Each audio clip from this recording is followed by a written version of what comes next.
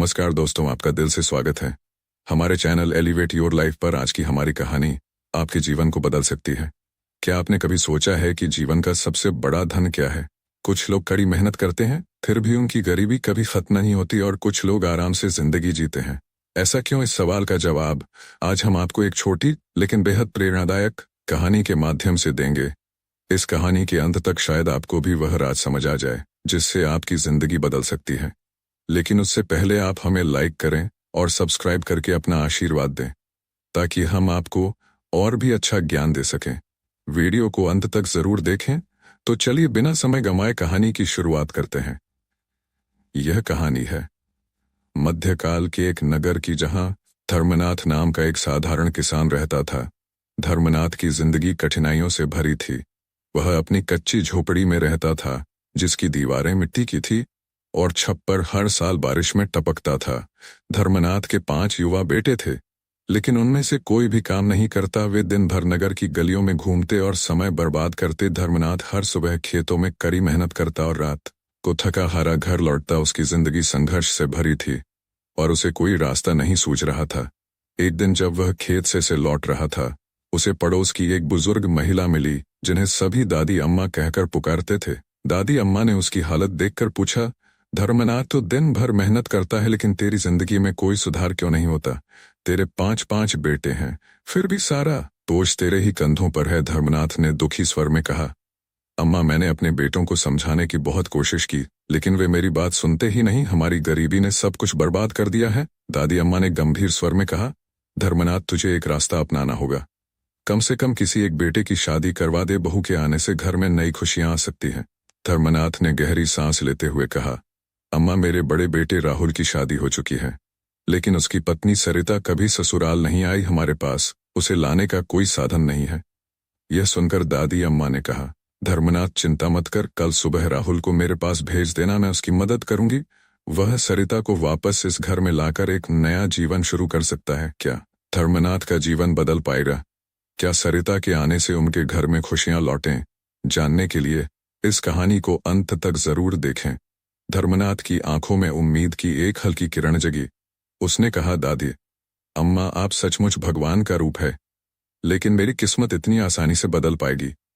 क्या वो लड़की इस छोटी सी झोपड़ी में इस हालत में रह पाएगी? दादी अम्मा ने मुस्कुराते हुए जवाब दिया, बेटा, किस्मत मेहनत और समझदारी से बदलती है। तू राहुल को मेरे पास भेज दे, बाकी सब मैं संभाल लूंगी। जब बहू आएगी तो तेरे घर में खुशियां जरूर लौटें। बस तू हिम्मत मत हार। धर्मनाथ ने उनकी बात मानते हुए सिर झुकाया और उन्हें प्रणाम करके अपने घर लौट गया। अगली सुबह धर्मनाथ ने अपने बड़े बेटे राहुल को बुलाया और पूरी बात समझाई। पहले तो राहुल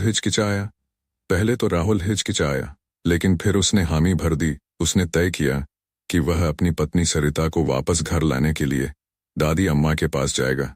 राहुल, जो अब तक अपने घर की गरीबी और संघर्ष से हमेशा परेशान रहता था, आज कुछ अलग महसूस कर रहा था। उसने सुना था कि दादी अम्मा उसे कपड़े और कुछ जरूरी सामान देंगी, लेकिन उसके मन में कई सवाल थे। क्या मेरी पत्नी इस हालत में रह पाएगी? क्या वह मुझसे नाराज होगी?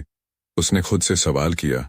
फिर गहरी सांस लेते हुए उसने सोचा, अब मेरे पास और कोई विकल्प नहीं है। अगर मुझे अपने घर को संवारना है तो यह कदम उठाना ही होगा। राहुल ने जल्दी जल्दी तैयार होकर दादी अम्मा के घर की ओर कदम बढ़ाए। दादी अम्मा ने उसे बड़े स्नेह से देखा। उनके चेहरे पर संतोष और आत्मविश्वास था, मानो उन्हें पूरा भरोसा था कि राहुल का परिवार एक दिन जरूर बेहतर होगा। उन्होंने राहुल को सुंदर कपड़े और कुछ जरूरी सामान देते हुए कहा, बेटा, यह सामान लेकर जा और अपनी पत्नी को ससुराल से लेकर आ। अब समय आ गया है कि तेरे घर में खुशियां लौटे। राहुल ने कपड़े पहने, सामान उठाया और ससुराल की ओर निकल पड़ा। रास्ते में उसके मन में बार बार यही सवाल गूंजते रहे, क्या सरिता मेरी परिस्थितियों को समझ पाएगी? क्या वह मेरी गरीबी में मेरा साथ देगी? जब राहुल ससुराल पहुंचा तो सरिता ने उसे देखकर मुस्कुरा दिया। ससुराल वालों ने राहुल का प्रेम पूर्वक स्वागत किया।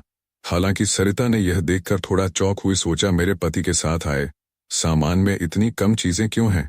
क्या मेरे मायके वाले इसका मजाक उड़ाएंगे?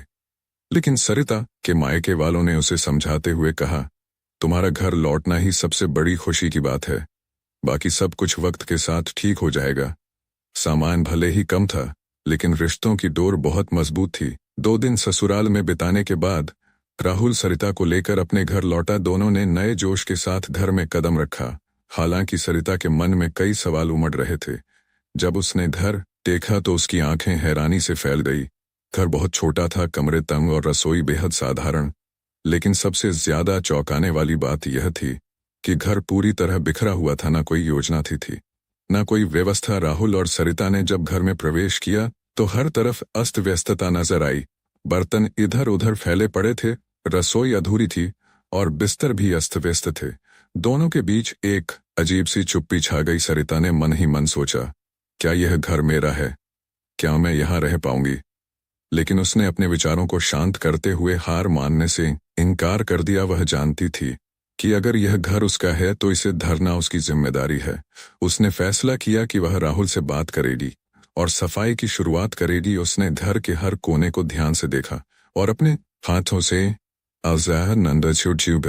सफाई करने लगी। धीरे धीरे वह बर्तन धोने लगी और रसोई को व्यवस्थित करने लगी। शाम को जब राहुल खेत से घर लौटा तो उसने देखा कि घर पूरी तरह बदल चुका था।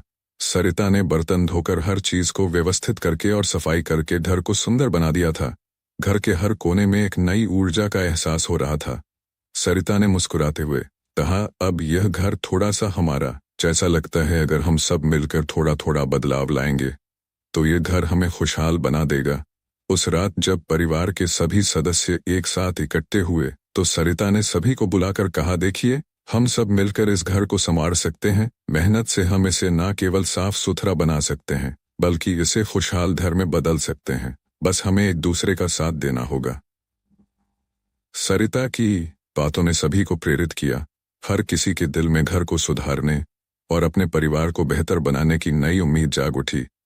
अगर हम इसे ऐसे ही छोड़ देंगे तो यही हाल हमेशा रहेगा। सरिता ने सबको समझाते हुए कहा, हमें इसे सुधारने के लिए मेहनत करनी होगी। सबसे पहले घर की सफाई करनी होगी, फिर घर के कामों और उसके बाद खेती और कारोबार पर ध्यान देना होगा। धर्मनाथ, जो पहले अपनी गरीबी के लिए खुद को जिम्मेदार मानते थे, ने उसकी बात ध्यान से सुनी। थोड़ी देर बाद उन्होंने कहा, बिल्कुल बेटी, लेकिन हमारे पास संसाधन ही नहीं है। फिर भी अगर तुम्हारा विश्वास है तो मैं भी कोशिश करूंगा। सरिता ने मुस्कुराते हुए कहा, संसाधन भले ही कम है लेकिन मेहनत और समझदारी से हम सब कुछ बदल सकते हैं। याद रखिए, सच्ची मेहनत कभी बेकार नहीं जाती।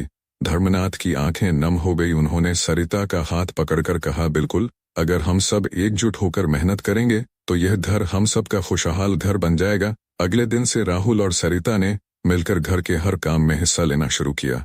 सबसे पहले राहुल ने अपने भाइयों को बुलाकर खेतों में मेहनत करने के लिए प्रेरित किया। वहीं सरिता ने घर की सफाई को अपनी दिनचर्या बना लिया। धीरे धीरे घर का माहौल बदलने लगा। अब रसोई में हर चीज साफ सुथरी और व्यवस्थित होने लगी। बर्तन कभी गंदे नहीं रहते थे और हर कोई अपने काम में पूरी लगन से व्यस्त रहने लगा। सरिता ने खेत में नई फसल लगाने का सुझाव दिया। कुछ समय पहले धर्मनाथ के पास एक छोटी सी जमीन थी जो ज्यादा उपजाऊ नहीं थी, लेकिन अब उनकी पुरानी आदतें बदल गई थी। सरिता के मार्गदर्शन और मेहनत से खेतों में नई फसल लगाई गई। कुछ ही महीनों में घर की स्थिति में अद्भुत बदलाव आ गया। पहले जहां घर में गंदगी और उदासी थी, अब वहां सफाई और खुशहाली दिखने लगी थी। खेतों में अधिक मात्रा में फसल उगने लगी और घर में सबके लिए भरपूर भोजन होने लगा। धर्मनाथ ने महसूस किया कि जब मेहनत और समझदारी से काम किया जाता है तो किस्मत बदलने में ज्यादा वक्त नहीं लगता। एक दिन सरिता ने कहा, पिताजी, जब आप काम से लौटे तो घर के लिए कुछ ना कुछ जरूर लाया कीजिए। इससे न केवल घर की जरूरतें पूरी होंगी बल्कि मन भी प्रसन्न रहेगा।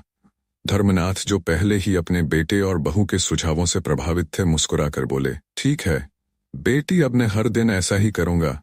इसके बाद धर्मनाथ हर दिन काम से लौटते समय घर के लिए कोई ना कोई सामान लाने लगे।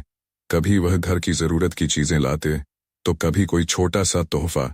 इससे घर में नई चीजें जुड़ने लगी और सबको सुकून महसूस होने लगा। लेकिन एक दिन ऐसा हुआ जब धर्मनाथ खाली हाथ घर लौटे। सरिता ने देखा और पूछा, पिताजी, आज आप कुछ नहीं लाए? धर्मनाथ थोड़े परेशान होकर बोले, आज कुछ भी नहीं मिला। सरिता ने उनकी ओर देखा और मुस्कुराते हुए कहा, कोई बात नहीं पिताजी, आप घर तो आए हैं, यही सबसे बड़ी बात है। आपकी मेहनत ही इस घर की सबसे बड़ी पूंजी है। धर्मनाथ ने मुस्कुराते हुए कहा, आज कुछ खास नहीं मिला, बस यह मरा हुआ बिच्छू ले आया हूं। उन्होंने बिच्छू को एक कोने में रख दिया और अंदर जाकर खाना खाने लगे। लेकिन सरिता बहू को यह बात अजीब लगी। उसने सोचा, आखिर इस मरे हुए बिच्छू का घर में क्या काम। इसी बीच आसमान में एक विशाल गिद्ध मंडराता हुआ दिखाई दिया। उसकी तेज नजरें दूर दूर तक देख रही थी।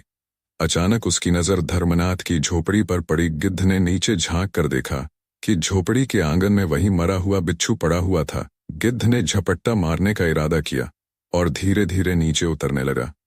सरिता बहू यह सब देख रही थी। उसे यह देखकर चिंता होने लगी कि अब क्या होने वाला है। गिद्ध ने मौका पाते ही बिच्छू को अपनी चोंच में दबा लिया और आसमान की ओर उड़ चला। जैसे ही गिद्ध ऊंचाई पर पहुंचा, तेज हवा का झोंका आया। उस झोंके से गिद्ध की चोंच से कुछ फिसलकर नीचे गिर पड़ा। वह चीज सीधा झोपड़ी के आंगन में गिरी। सरिता बहू ने देखा तो हैरान रह गई। पिताजी पिताजी देखिए, यह क्या गिरा है। उसने चिल्लाकर धर्मनाथ को आवाज दी। धर्मनाथ तुरंत बाहर आए। उन्होंने देखा कि आंगन में एक सुंदर गहनों का हार पड़ा हुआ था। उन्होंने पास जाकर हार को उठाया और ध्यान से देखा। वह सोने का बना हुआ था और इस पर बारीक कारीगरी की गई थी। सरिता बहू ने हैरानी से कहा, पिताजी यह साधारण हार नहीं है, ये तो किसी राजघराने का प्रतीक लगता है। धर्मनाथ ने गंभीरता से हार को देखा और बोले, बेटी यह सच में कीमती और खास है। इस पर जो निशान है वे राजा दक्षराज सिंह के राजघराने के प्रतीक लगते हैं। लेकिन यह हार हमारे आंगन में कैसे गिरा, यह बात समझ नहीं आ रही। यह हार जो एक अनोखी घटना के कारण उनके घर पहुंचा था, उनके जीवन में एक नया मोड़ ला सकता था। सरिता बहू ने सोचते हुए कहा, पिताजी हमें इस हार के बारे में गंभीरता से सोचना चाहिए। शायद यह हमारे लिए कोई संकेत है। हमें इसे राजा को वापस लौटाना चाहिए। धर्मनाथ ने भी उसकी बात पर सहमति जताई। उन्होंने कहा, अगर यह हार सच में राजा का है तो हमें इसे सही तरीके से लौटाना होगा। ऐसा करना हमारा कर्तव्य है। यह घटना धर्मनाथ और उनके परिवार के लिए एक महत्वपूर्ण पल साबित हो सकती थी। क्या हार को लौटाने का निर्णय उनके जीवन में और भी बदलाव लाएगा? यह सवाल सभी के मन में था। धर्मनाथ ने गंभीर स्वर में कहा, तो इसे लौटाना हमारी इज्जत और आत्मसम्मान का। हमें इस हार को सुरक्षित रखने और सही जगह पहुंचाने का तरीका सोचना होगा। अगले दिन धर्मनाथ और सरिता बहू ने फैसला किया कि वे हार को रानी तक पहुंचाने का रास्ता ढूंढेंगे। उन्होंने यह भी तय किया कि जब तक ये मामला सुलझ नहीं जाता तब तक किसी को भी इस हार के बारे में कुछ नहीं बताया जाएगा। हालांकि उनके मन में कई सवाल उठ रहे थे। ये हार हमारे आंगन में कैसे पहुंचा? क्या इसके पीछे कोई गहरा रहस्य है? क्या यह हमारे लिए एक नई शुरुआत का संकेत है? इन सवालों ने धर्मनाथ और सरिता बहू के मन को बेचैन कर दिया। लेकिन उन्होंने ठान लिया कि हार को सही हाथों में पहुंचाने के लिए वे हर संभव प्रयास करेंगे। घर में यह बदलाव सरिता बहू की चतुराई और दूरदर्शिता के कारण संभव हो पाया था। एक दिन सरिता बहू ने अपने ससुर से कहा, पिताजी अब मैं आपको एक योजना बताती हूँ जिससे हम अपनी स्थिति पूरी तरह बदल सकते हैं। धर्मनाथ ने उत्सुकता से पूछा, क्या योजना है बेटी? सरिता बहू मुस्कुराई और बोली, पिताजी आपको साधु का वेश बनाकर राजा के महल जाना होगा। वहां जाकर राजा दक्षराज से यह हार दिखाकर बात करनी होगी। मुझे पूरा विश्वास है कि यह हार राजा के खानदान की बहुमूल्य धरोहर है। धर्मनाथ ने हैरानी से कहा, यह तो बहुत अनोखा विचार है बेटी, लेकिन ऐसा करना क्या संभव है? सरिता बहू ने आत्मविश्वास से कहा, पिताजी अगर हम सच्चाई और निष्ठा से अपनी बात कहेंगे तो राजा हमारी बात जरूर सुनेंगे। अगले दिन धर्मनाथ ने सरिता बहू की बातों को गंभीरता से लिया और साधु का वेश धारण कर लिया। हार को सुरक्षित कपड़े में लपेटकर उन्होंने महल की ओर रुख किया। रास्ते में उनके मन में कई विचारों मड़ रहे थे। क्या यह योजना सफल होगी? क्या राजा मेरी बात सुनेंगे? हालांकि घबराहट के बावजूद उन्होंने मन में ठान लिया कि वे सच्चाई और धैर्य से अपनी बात रखेंगे। महल पहुंचकर उन्होंने द्वार पर पहरेदार से कहा, चाहता हूं। पहरेदार ने धर्म को राजा के सामने ले जाकर खड़ा किया। राजा ने गंभीर स्वर में पूछा, तुम कौन हो और यहाँ क्यों आए हो? धर्मनाथ ने विनम्रता से सिर झुकाया और कहा, राजन मैं एक साधारण ग्रामीण हूँ। मैं आपसे एक महत्वपूर्ण बात करने आया हूँ जो आपके खानदान से जुड़ी है। राजा ने उत्सुकता से कहा, क्या बात है? स्पष्ट कहो। धर्मनाथ ने अपनी पोटली खोलकर सोने का हार राजा के सामने प्रस्तुत किया। राजा का चेहरा एकदम बदल गया। उन्होंने हैरानी और गौरव से हार को देखा और पूछा, यह हार तुम्हारे पास कैसे आया? अब कहानी ने एक रोमांचक मोड़ ले लिया था। क्या राजा धर्मनाथ की सच्चाई पर विश्वास करेंगे और क्या यह हार उनके जीवन में बदलाव का प्रतीक बनेगा? धर्मनाथ ने विनम्रता से कहा, महाराज मैं एक साधु हूं और आपकी चिंता का समाधान लेकर आया हूं। राजा ने चौंक कर पूछा, तुम्हें कैसे पता कि मुझे किस बात की चिंता है? धर्मनाथ ने उत्तर दिया, महाराज मैंने अपनी दिव्य दृष्टि से देखा है कि आपके महल का गायब हुआ हार कहाँ है। राजा ने हैरानी से पूछा, तुम्हें सच में पता है तो तुरंत बताओ वह कहाँ है। धर्मनाथ ने निडरता से कहा, महाराज वह हार आपके महल के पीछे छिपा हुआ है। एक गिद्ध उसे ले गया था और अब वह वहीं पड़ा है, लेकिन आपको उसे पाने के लिए एक उपाय अपनाना होगा। राजा ने उत्सुकता से पूछा, क्या उपाय है? धर्मनाथ ने कहा, महाराज आपको महल के पीछे तैनात सिपाहियों को हटा देना होगा। अगर आप ऐसा करेंगे तो कल वह हार आपको मिल जाएगा। राजा दक्षराज सिंह ने सोचा, यह साधु सच कह रहा है। उन्होंने तुरंत अपने सिपाहियों को महल के पीछे से हटाने का आदेश दिया। अगले दिन राजा और धर्मनाथ महल के पीछे गए। राजा ने देखा कि हार सचमुच वहीं पड़ा हुआ था। राजा ने खुशी से कहा, साधु तुमने मेरा बड़ा नुकसान बचा लिया।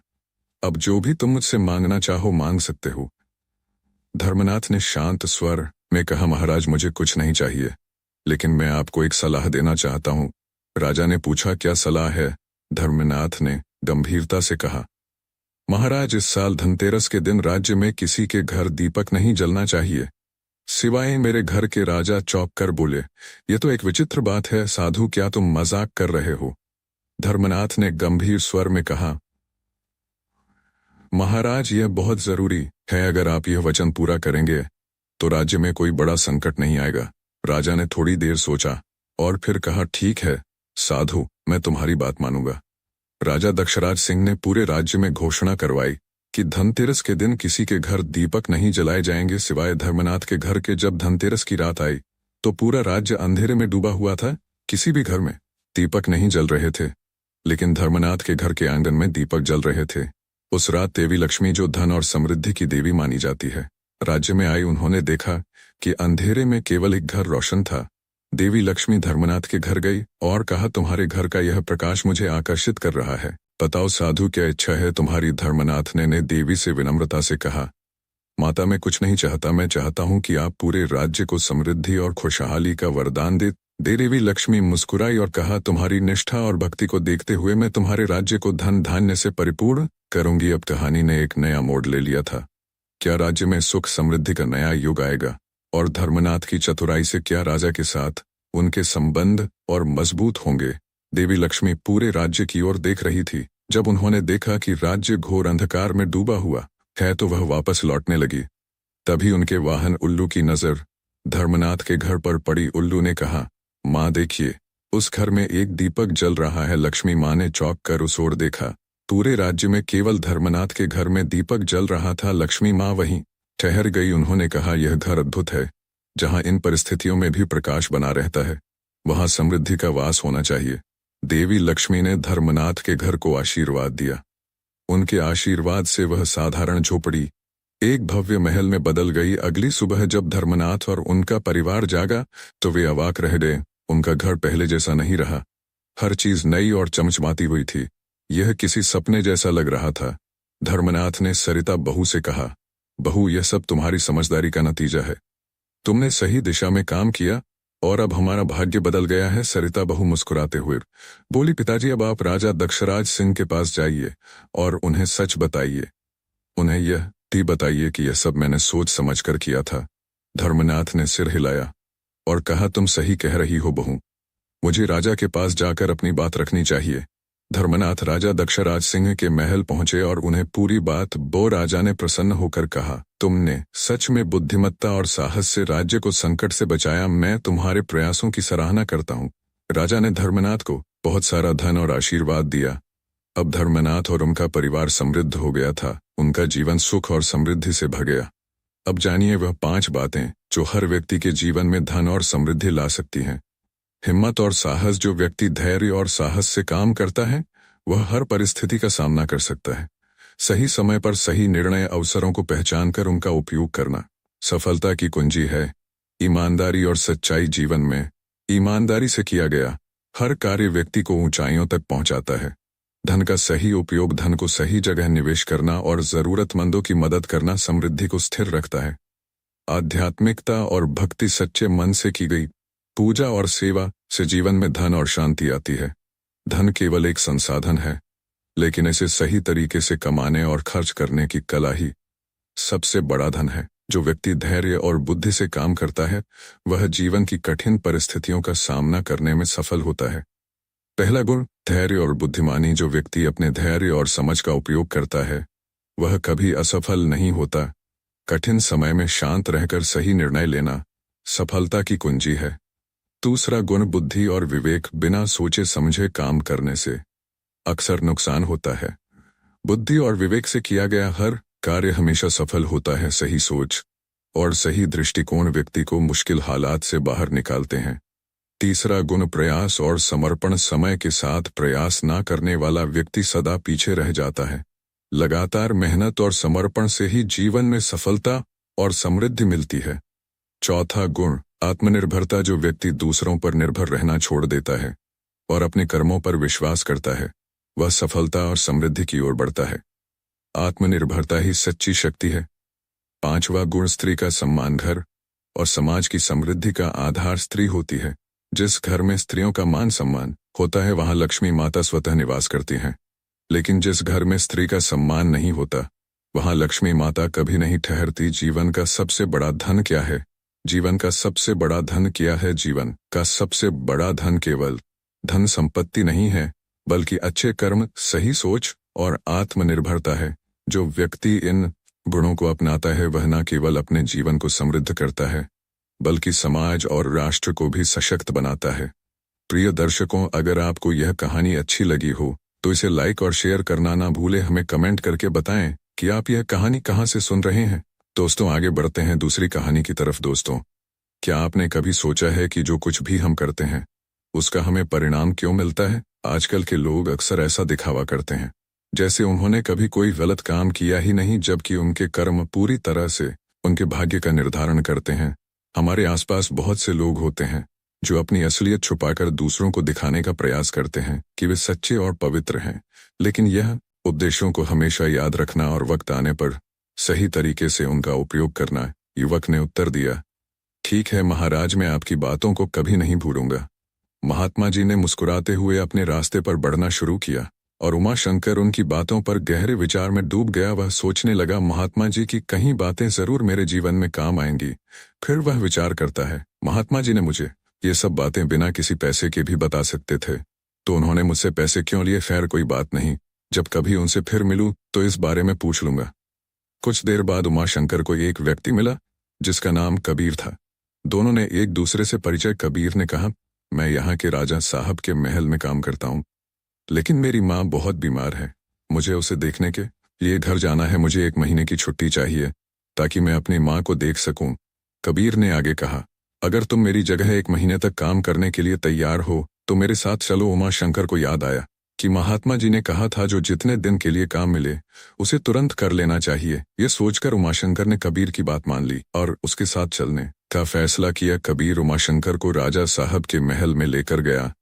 राजा साहब एक बहुत ही पराक्रमी और दानी व्यक्ति थे। उनके पास एक सुंदर बेटी थी जिसे वह बहुत प्यार करते थे। राजा को घोड़े पालने का बहुत शौक था और उनके अस्तबल में बहुत अच्छे नस्ल के घोड़े थे। इन घोड़ों की देखभाल के लिए कई सेवक तैनात किए गए थे, जिनमें से एक कबीर भी था। कबीर ने राजा साहब को उमाशंकर का परिचय देते हुए कहा, महाराज, इसका नाम उमाशंकर है। उमाशंकर ने अपनी जिम्मेदारी समझते हुए राजा के घोड़ों की देखभाल शुरू कर दी। राजा ने कबीर से कह दिया था कि अगर घोड़ों को कुछ हुआ तो वह खुद जिम्मेदार होगा और उसे दंड भुगतना पड़ेगा। इस आदेश को ध्यान में रखते हुए कबीर ने उमाशंकर को घोड़ों की देखभाल की सारी जिम्मेदारियां सिखा दी। कबीर ने कहा, तुम चिंता मत करो महाराज, की घोड़ों की देखभाल तुम अच्छे से कर लोगे, मुझे पूरा यकीन है। उमाशंकर ने आत्मविश्वास से कहा, तुम बेफिक्र रहो, मैं इनकी अच्छे से देखभाल कर लूंगा। तुम अपने घर अपनी माँ के पास जाओ, मैं इन घोड़ों का ध्यान रखूंगा। फिर कबीर अपने घर के लिए निकल पड़ा और उमाशंकर ने राजा के घोड़ों की सेवा करना शुरू कर दिया। राजा अपने घोड़ों को खिलाने के लिए प्रत्येक सेवक को 252 किलो चना उपलब्ध करवाता था। उमाशंकर ने चने उठाए और पीठ पर रखकर घोड़े के अस्तबल में चला गया। वह चनों को भिगोता और फिर उन्हें कूटकर घोड़ों के भूसे में मिलाकर उन्हें खिलाता था। यह उसका रोज का काम बन गया। एक दिन अपना यह काम निपटा कर उमाशंकर ने सोचा, क्यों न दूसरे सेवकों से भी मिलकर बातचीत की। चाहे सोचते हुए वह एक बड़े कारखाने में गया जहां कई सेवक बैठे थे और मौज मस्ती कर रहे थे। उमाशंकर ने देखा कि सभी सेवक वहां शराब पी रहे थे। उमाशंकर हैरान होकर बोला, अरे भाई, आप लोग अपना काम पूरा किए बिना शराब पी रहे हो। तब एक सेवक हंसते हुए बोला, अरे नहीं भाई, काम तो हमने पूरा कर लिया है, घोड़ों को खुराक और भूसा दे दिया है, अब थोड़ी देर के लिए आराम कर रहे हैं। बिना आराम किए काम करना मुमकिन नहीं होता, खासकर हमारे जैसे सेवकों के लिए। उमाशंकर ने देखा और सोचने लगा कि यह सही नहीं है। उसे अपनी जिम्मेदारी और अनुशासन का एहसास था।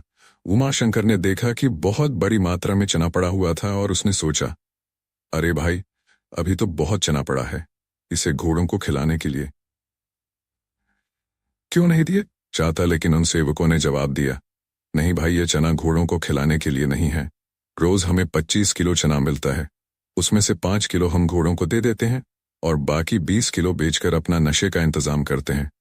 उनकी बात सुनकर उमाशंकर की आंखें आश्चर्य से फटी रह गई। वह बोला, यह तो महाराज के साथ धोखा है, बेईमानी है। एक सेवक हंसते हुए बोला, देखो, पेट भरने के लिए तो यह करना ही पड़ता है। और हाँ, यह बात महाराज को नहीं पता चलनी चाहिए, नहीं तो तुम्हें अपनी जान से हाथ धोना पड़ सकता है। उमाशंकर ने उनकी बातों को सुना, लेकिन वह चुपचाप वहां से चला गया। अपने कमरे में आकर वह चारपाई पर लेट गया और उसके मन में कई तरह के विचार आने लगे। वह मन ही मन सोचने लगा, वे लोग सही कर रहे हैं, मैं भी कल से उनके जैसा ही करता हूँ। लेकिन तभी उसे महात्मा जी की कही हुई बात याद आ गई, बेटा, किसी दूसरे के हक पर छल कपट से अपना अधिकार मत करना, दूसरे की वस्तु को मिट्टी के समान समझना और अपनी नियत कभी खराब मत करना। यह सोचकर वह बोला, नहीं, मैं ऐसा नहीं कर सकता, यह गलत है। अगले दिन से उमाशंकर ने अपना काम पूरी निष्ठा और ईमानदारी से करना शुरू किया। उसने घोड़ों की अच्छी देखभाल की और उनकी सही खान पान का ध्यान रखा। इसके परिणाम स्वरूप सारे घोड़े तंदुरुस्त और स्वस्थ हो गए, जबकि अन्य घोड़े जो असावधानी से देखे गए थे वे कमजोर और बीमार हो गए। इसी दौरान एक दिन राजा अपने दरबार में बैठे थे और उन्होंने मंत्री से कहा, मंत्री जी, बहुत दिन हो गए हैं, मुझे हमारे घोड़ों की हालत देखनी चाहिए। मुझे यह जानने की जरूरत है कि हमारे घोड़े कैसे हैं। राजा ने मंत्री से कहा, मैं अपने घोड़ों को देखना चाहता हूँ। मंत्री जी, अपने सेवकों को आदेश दो कि सब झूठ है, क्योंकि हमारे द्वारा किए गए हर एक कर्म का फल हमें मिलता है। जो हम सोचते हैं, जो हम बोलते हैं, वह ब्रह्मांड में हमेशा रहते हैं, परंतु हम अक्सर अपने आंखों पर पट्टी बांध लेते हैं और उस सच्चाई को देख नहीं पाते जिसे हम भ्रम मानते हैं। कर्मों के परिणामों को जानने के लिए हमें एक महत्वपूर्ण पहलू समझने की जरूरत है, जो हमारे जीवन की दिशा तय करता है। क्या आप जानते हैं कि हमारे कर्म कैसे हमारे भाग्य को लिखते हैं, हमारे भविष्य को आकार देते हैं और कभी कभी हमारे अतीत को भी। अगर आप यह जानना चाहते हैं तो इस वीडियो को अंत तक जरूर देखें, क्योंकि हम एक दिलचस्प कहानी के जरिए इस रहस्य को उजागर करेंगे। लेकिन उससे पहले, अगर आपने अभी तक हमारे चैनल को सब्सक्राइब नहीं किया है तो कृपया सब्सक्राइब करें और बेल नोटिफिकेशन को ऑल पर सेट कर दें, ताकि हमारी नई वीडियो की जानकारी सबसे पहले आपको मिले। अब हम शुरू करते हैं कहानी, जो एक ऐसे युवक की है जिसका नाम था उमाशंकर। वह बहुत ही धनवान था, लेकिन एक घटना ने उसकी जिंदगी बदल दी और वह पूरी तरह से बर्बाद हो गया। उसके पास कुछ भी नहीं बचा और उसने यह फैसला किया कि वह इस नगरी को छोड़कर कहीं और जाकर अपनी जिंदगी को फिर से नए सिरे से शुरू करेगा। उमाशंकर ने सोचा, इस यात्रा में मुझे अकेले ही जाना था, लेकिन अब इस महात्मा जी के साथ मेरा सफर आसान हो सकता है। वह बड़े ज्ञानी है और शायद उनकी कहानी में कुछ ऐसा छिपा हो जो मेरे जीवन को दिशा दे सके। वह महात्मा जी के साथ चलने लगा और जैसे जैसे वे दोनों आगे बढ़े, महात्मा जी की शांति और संतुलन ने उसे एक नई उम्मीद दी। वह युवक महात्मा से बोला, गुरुवर, आप बिल्कुल चुपचाप क्यों चल रहे हैं? क्या आप मुझे कोई कहानी नहीं सुनाएंगे? मुझे ऐसा कुछ चाहिए जिससे यह रास्ता जल्दी कटे और मन को शांति मिले। महात्मा जी मुस्कुराए और बोले, ठीक है बेटा, मैं तुम्हें एक कहानी सुनाऊंगा, लेकिन मेरी कहानी सुनने का कुछ मूल्य है। मैं हर कहानी के लिए एक स्वर्ण मुद्रा लेता हूँ। वह युवक थोड़ी देर चुप रहा, फिर मन ही मन सोचा, क्या एक स्वर्ण मुद्रा देकर एक कहानी सुनना सही रहेगा? क्या यह बुद्धिमानी होगी? लेकिन फिर उसने सोचा, महात्मा जी बड़ ज्ञानी हैं, मुझे उनसे कुछ सीखने का अवसर मिल सकता है। हो सकता है यह ज्ञान व्यापार और जीवन में काम आए। युवक ने आखिरकार एक स्वर्ण मुद्रा निकाली और महात्मा जी को दी, सोचते हुए कि यह एक अवसर है जो उसे अपनी जिंदगी के बारे में कुछ नया सिखा सकता है। युवक ने महात्मा जी से कहा, ठीक है, महाराज, मैं आपकी बातों को समझता हूँ, लेकिन मुझे यह भी चाहिए कि आपकी कहानी सच्ची हो और जीवन से प्रेरित हो, जिससे मैं अपने व्यापार में उन्नति कर सकूं। महात्मा जी आए और बोले, बिल्कुल बेटा, सुनो, जो भी काम तुम्हें मिले, चाहे वह जितने दिन के लिए भी हो, तुम्हें उसे पूरी निष्ठा से करना चाहिए। युवक ने ध्यान से महात्मा जी की बात सुनी और कहा, ठीक है महाराज, मैं यह बात ध्यान में रखूंगा। अब कृपया आगे कहानी सुनाइए। महात्मा जी ने कहा, बस यही कहानी थी। युवक ने हैरान होकर कहा, यह क्या कहानी थी गुरुवर? यह तो सिर्फ उपदेश था जो आपने मुझे पहले ही समझा। यह था। महात्मा जी हंसे और बोले, चलिए तुम्हें दूसरी कहानी सुनाता हूं बेटा। जीवन में कभी भी किसी दूसरे के हक पर छल कपट या ईर्ष्या से अधिकार मत करो। दूसरों की वस्तु को मिट्टी के समान समझो और अपनी नीयत कभी खराब मत करना। युवक ने फिर से कहा, महाराज, आपने फिर से उपदेश ही दिया है। महात्मा जी बोले, बेटा, यह उपदेश तुम्हारे जीवन के सबसे महत्वपूर्ण खजाने की तरह साबित होंगे। युवक ने तब कहा, ठीक है महाराज, यह लो तीसरी स्वर्ण मुद्रा, और अब तीसरी कहानी सुनाइए। महात्मा जी प्रसन्न होते हुए बोले, बेटा, जीवन में कभी भी किसी का रहस्य किसी और से मत कहना। युवक ने कहा, ठीक है महाराज, यह लो 2 स्वर्ण मुद्रा और मुझे 2 और उपदेश चाहिए। महात्मा जी ने मुस्कुराते हुए चौथा उपदेश दिया, बेटा, चाहे तुम्हारे पास कितने भी महत्वपूर्ण कार्य हो, लेकिन रास्ते में अगर कोई तुम्हें प्रेम से बैठाकर साथ कुछ कहना चाहता हो तो उसकी बातों को ध्यान से सुनो, उसे ठुकराना मत, भले ही तुम्हारा लाखों का नुकसान हो जाए। फिर महात्मा जी ने 5वां उपदेश दिया, कभी भी किसी दुराचारी स्त्री का विश्वास मत करना, क्योंकि उसका दिल और दिमाग कोई ठिकाना नहीं होता। बात करते करते दोनों काफी दूर तक चल चुके थे और अब महात्मा जी का गंतव्य स्थान आ चुका था। महात्मा जी ने कहा, अच्छा बेटा, अब मेरा रास्ता यहाँ से अलग हो रहा है। तुम अपने रास्ते जाओ, क्योंकि मेरा रास्ता बदलने वाला है। और हाँ, मेरे द्वारा बताए गए 5 वे अपने घोड़ों को लेकर शाही मैदान में प्रस्तुत हो। मैं कल अपने घोड़ों को देखना चाहूंगा। अगले दिन सुबह उमा शंकर सहित सभी सेवक अपने अपने घोड़ों को लेकर शाही मैदान में उपस्थित होते हैं। राजा ने बारी बारी से सभी घोड़ों को देखा। महाराज ने गौर किया कि उनके सभी घोड़े कमजोर और अस्वस्थ थे। यह देखकर महाराज को बहुत क्रोध आ गया। तब महाराज ने मंत्री से कहा, मंत्री, हमारे घोड़े तो बहुत ताकतवर थे, देखने में बहुत सुंदर थे, यह कैसे इतने अस्वस्थ और बीमार लग रहे हैं? मंत्री ने उत्तर दिया, लगता है महाराज, सभी सेवकों ने घोड़ों की अच्छी देखभाल नहीं की है। राजा ने आगे बढ़ते हुए देखा कि उमाशंकर के घोड़े बहुत ही तंदुरुस्त और सुंदर थे। यह देखकर महाराज ने उमाशंकर की तारीफ की और कहा, तुमने अच्छा किया, कल रात तुम मेरे कक्ष में आना, मैं तुमसे कुछ बात करना चाहता हूँ। उमाशंकर राजा का आदेश पाकर अगले रात उनके कक्ष में गया। तब महाराज ने कहा, उमाशंकर, तुम वही हो ना जो कबीर के साथ आए थे? उमाशंकर ने कहा, हाँ महाराज, मैं वही हूँ।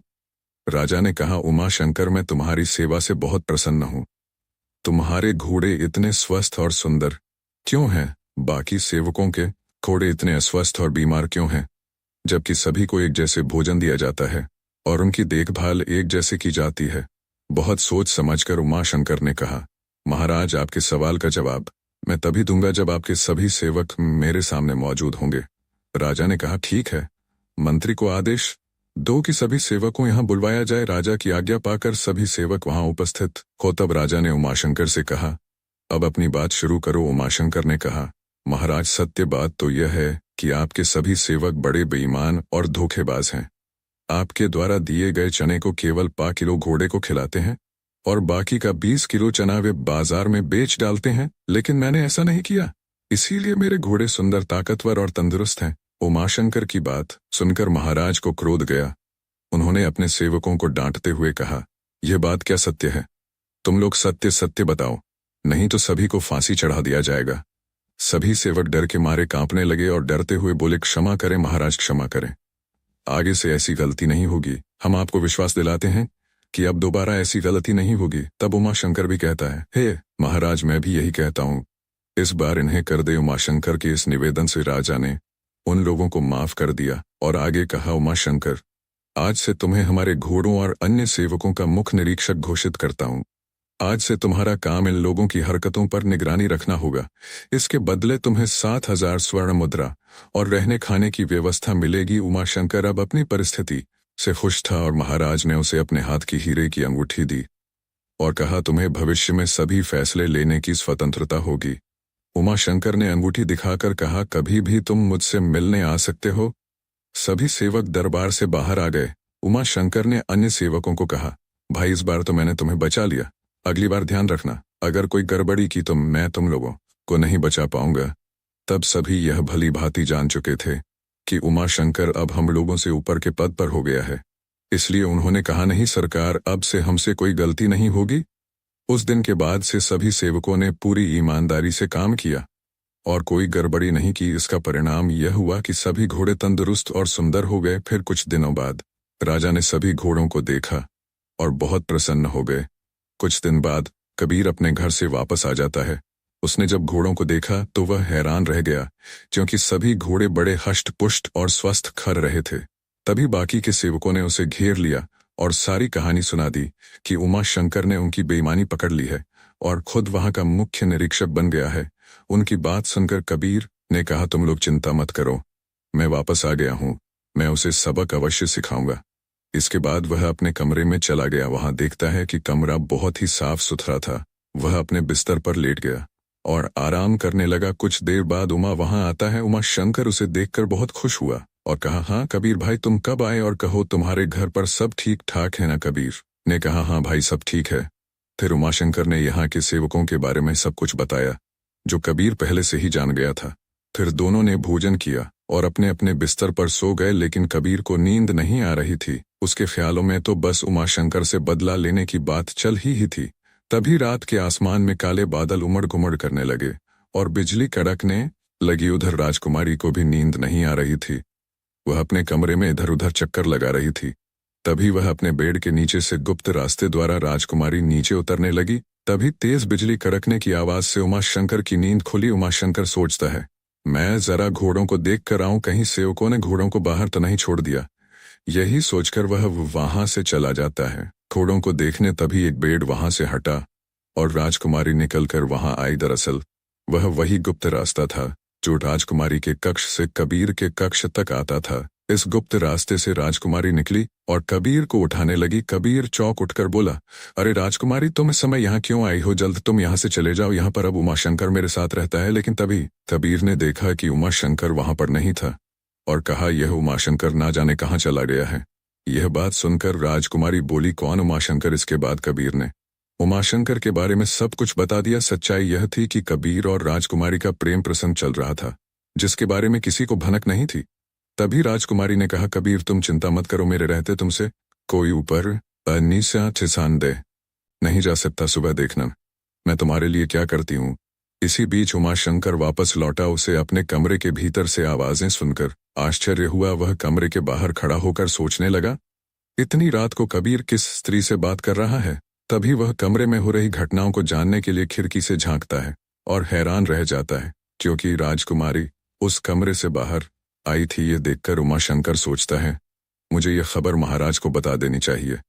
तभी उसे महात्मा की कही गई बात याद आई, बेटा अपने जीवन में किसी का रहस्य किसी दूसरे को मत बताना, नहीं तो खुद भी मुसीबत में फंस जाओगे। यह सोचकर वह राजकुमारी के जाने का इंतजार करने लगा। कमरे में कबीर ने राजकुमारी से कहा, राजकुमारी जी, तुम यहां से अब वापस अपने राजमहल चले जाओ, उमा शंकर किसी भी समय आ सकता है।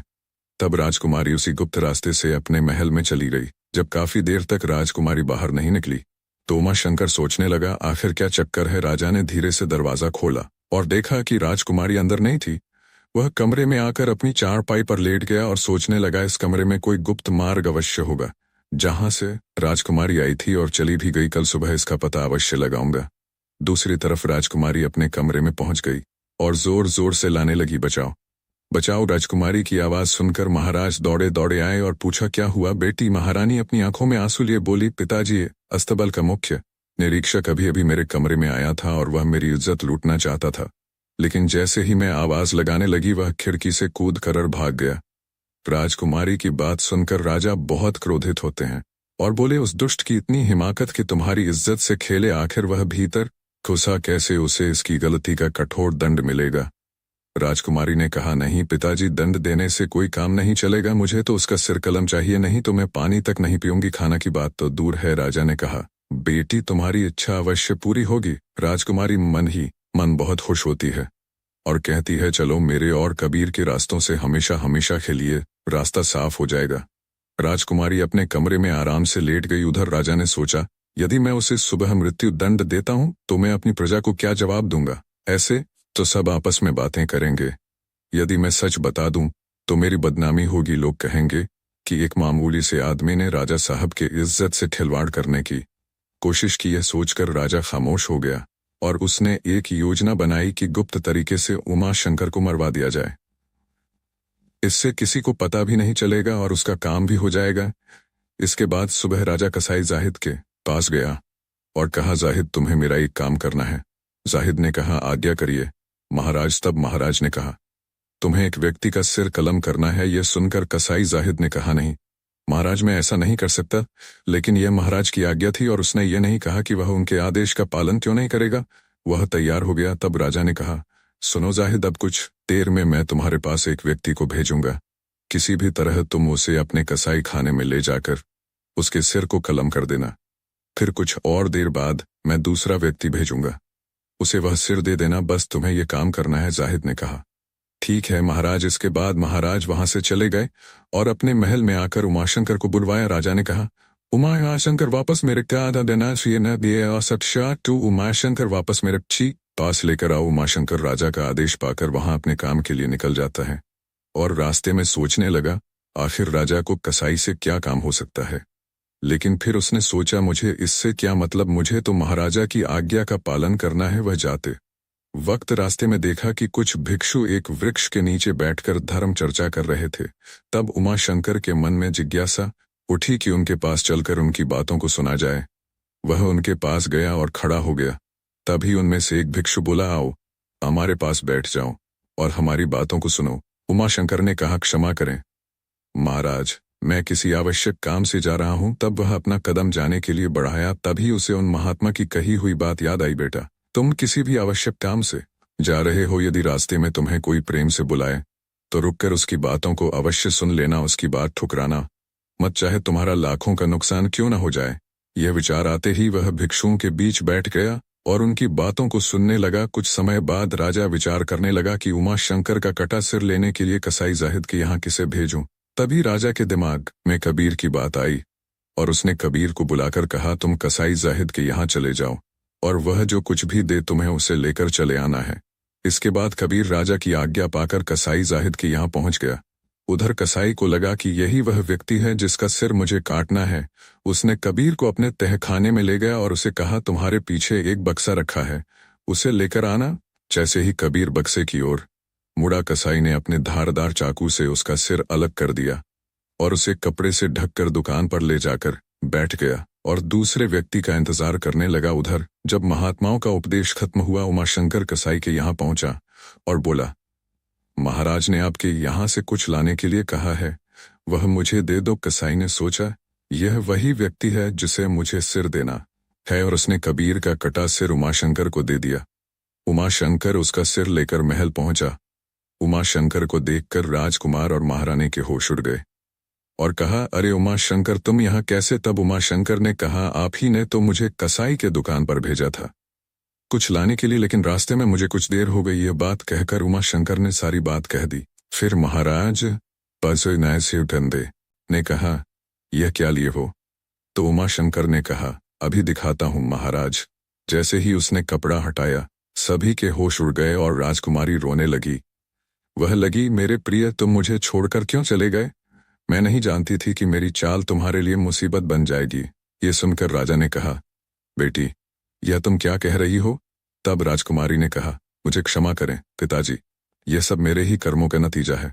राजकुमारी की बात सुनकर राजा सोचने लगा, मैं एक निर्दोष की जान लेना चाहता था जो गलत था। राजा ने महसूस किया कि यह सबके गलत फैसले का परिणाम था। उसने देखा कि उसने जिस व्यक्ति के साथ अन्याय किया वही उसका नुकसान कर गया। राजा की सोच में बदलाव आया और वह समझ गया कि अच्छे कर्म ही अच्छे परिणाम देते हैं। देखो दोस्तों, राजा ने अपने मन में सोचा, यह बात सत्य है कि जैसे कर्म करोगे वैसा ही फल तुम्हें मिलेगा। यह फल पूरे ब्रह्मांड में मौजूद है और इसका असर हर व्यक्ति पर पड़ता है। इसलिए हमें कभी भी किसी के प्रति बुरा नहीं सोचना चाहिए, क्योंकि कर्म तो दूर की बात, सोच भी कर्म के श्रेणी में आता है।